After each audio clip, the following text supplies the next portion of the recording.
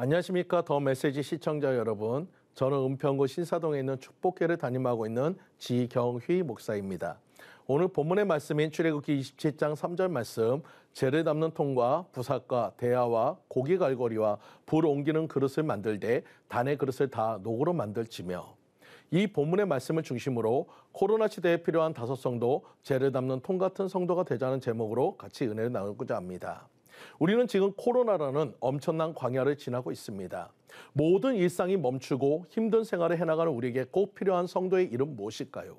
이스라엘 백성들이 광야에서 생활할 때 그들의 장막 중심에는 성막을 세우고 하나님께 제사를 드리며 하나님을 거기서 만났습니다.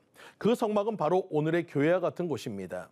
본문 말씀에 성막 안에 뜰에 있던 번제단의 부속 기구들입니다. 번제단은 예수님의 대속의 공로를 말하는데 교회를 가르치고 있습니다. 번제단은 내 안에 겉사람을 죽이고 속사람이 예수 그리스도가 사는 곳이 바로 번제단입니다.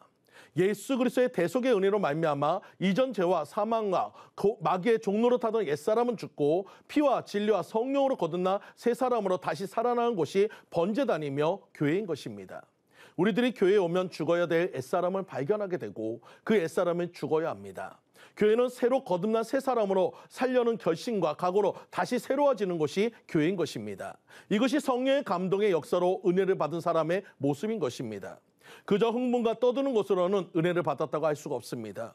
그래서 이 번제단에 우리 자신을 산제사로 드려야 합니다. 그러기 위해서 우린 첫 번째로 예수로 매여야 하고, 두 번째로 죄악의 올무를 풀어야 하며, 세 번째로 내 자신이 올라가야 하는 것입니다.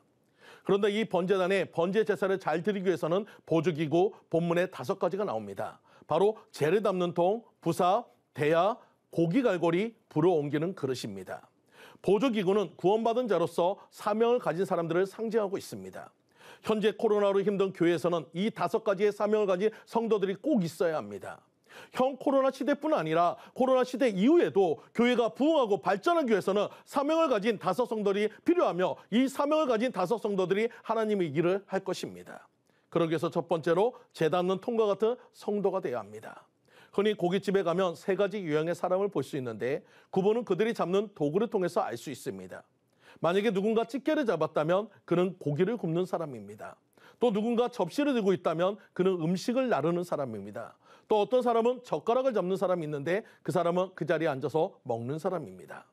또 찬양을 하면 소프라노, 알토, 테너, 베이스처럼 각 파트가 하나가 될 때 아름다운 하모니가 되듯이 우리가 맡은 일에 충성할 때 하나님의 영광이 나타나게 될 것을 믿으시기 바랍니다. 먼저 재 담는 통은 매일 번제단에서 번제 제사를 드리며 재가 많이 나옵니다. 희생의 제물을 태움으로 나오는 재, 나무가 타면서 나오는 재가 있습니다. 이렇게 나오는 재를 쓸어 담지 않으면 제사장이 입은 세마포 흰옷이 더러워질 것이고, 재물도 재로 인해서 더러워질 것입니다. 이 재가 사방에 날려서 사람의 눈에 들어가면 눈을 아프게 할 것입니다. 마찬가지로 지상교회가 세워지고 교회가 복음의 역사를 해나가는 데는 성령께서 역사하시지만 부족한 사람들을 붙들고 역사하시기 때문에 일어나는 많은 일들이 있습니다. 안 좋은 일들이 있습니다. 죄와 같은 일들이 있습니다. 바로 이 죄는 우리의 허물인 것입니다.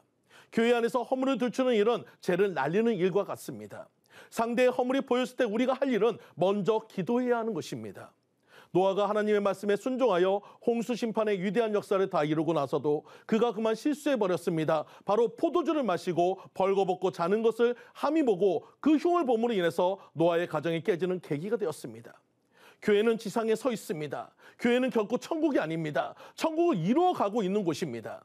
교회 안에 있는 직분자들 또한 모든 교회들이 다 거룩해야 하고 의를 행하는 사람들이지만, 여러분, 하나님이 아니기 때문에, 모든 사람이 하나님이 아니기 때문에 실수할 수 있는 것입니다. 가정에는 부모가 있습니다.